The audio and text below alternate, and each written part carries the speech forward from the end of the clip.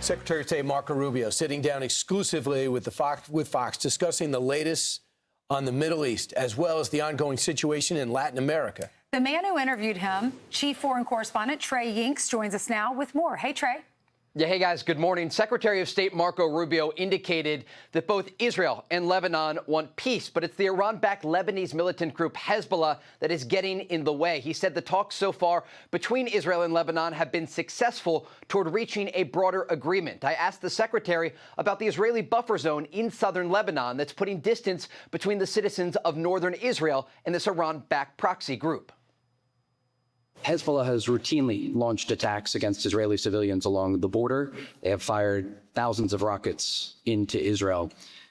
Are you open to a scenario where Israel maintains a buffer zone indefinitely? No, I don't think the Israelis want it indefinitely. I think if you ask the Israelis, they would tell you the perfect outcome is a strong Lebanese government with a strong Lebanese armed forces who is able to dismantle Hezbollah, to prevent them from these attacks and ultimately to make sure that they don't exist anymore as a military unit. That's the ideal outcome that the Israelis want. I think that's what the Lebanese want. I think the problem we face right now in the short term is the Lebanese armed forces, while they may have willingness, do not at this moment have full capability to address all of the threats that are emanating from Hezbollah inside of Lebanon. The secretary and I also spoke about a variety of other topics, including Iran, China, and Cuba. He called Cuba a failed state and spoke about the national security threats it poses to the United States. The other thing is it can get better. But in order for it to get better, they do need very substantial and serious economic reforms. Those serious economic reforms are impossible with these people in charge. It can't happen. And these people in charge aren't just economically incompetent. They have rolled out the welcome mat to adversaries of the United States to operate within Cuban territory against our national interest with impunity. We are not going to have a foreign military or intelligence or security apparatus operating with impunity 90 miles off the shores of the United States. That's not going to happen under President Trump. When it comes to threats against the United States, the secretary also spoke about the issue of Iran, saying the Trump administration will not allow the Iranian regime to use the Strait of Hormuz as an economic nuclear weapon against the world. Guys?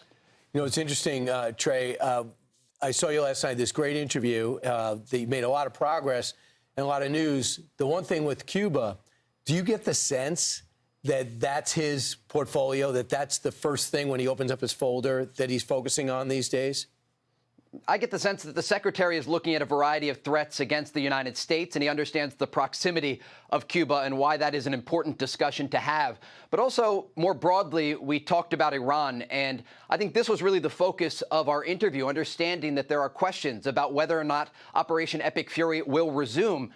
And these talks with Iran that were set to take place over the weekend were canceled by President Trump because he could see that the regime was not serious at that moment about making a good faith deal. The sense that I got was that the secretary understands who he's dealing with on the other side of the negotiating table, and that the United States during this administration is not going to be spun at the negotiating table. And so moving forward, there are a variety of foreign policy issues, I think, on the mind of the secretary, whether it's Cuba, China, or Iran, and a variety of questions about how the administration will move forward. But he said ultimately it will be up to President Trump as to make decisions when it comes to deciding between diplomacy and military action. Yeah, Trey, they don't have any room for their oil. They're running out of space, and we're not allowing them to use their ports. What happens there? Right now, the economic stronghold on the Iranian regime is working. It's been incredibly successful so far because what President Trump has done is block Iranian ports. They're no longer able to export crude oil. And we talk about Karg Island, this place where they're using 90% of the processing facilities. And these facilities aren't in use right now because the oil's not making it out of Iran. They're running out of storage. They're running out of the ability to continue their program, and it is hurting their economy each and every day. Great job, Trey. It was good to see you. Yeah. Good to have you on American soil, but I know you're going to go right back to the conflict. Great job. Thank you, Trey. Yeah, Trey's here to unwind a little bit. Thought he'd go to a party. Right. Next thing you know, he's reporting outside. It's amazing. Go straight into reporter mode. Right, absolutely. Be sure to like and subscribe for all the Fox News latest on YouTube and catch full shows streaming now on Fox One.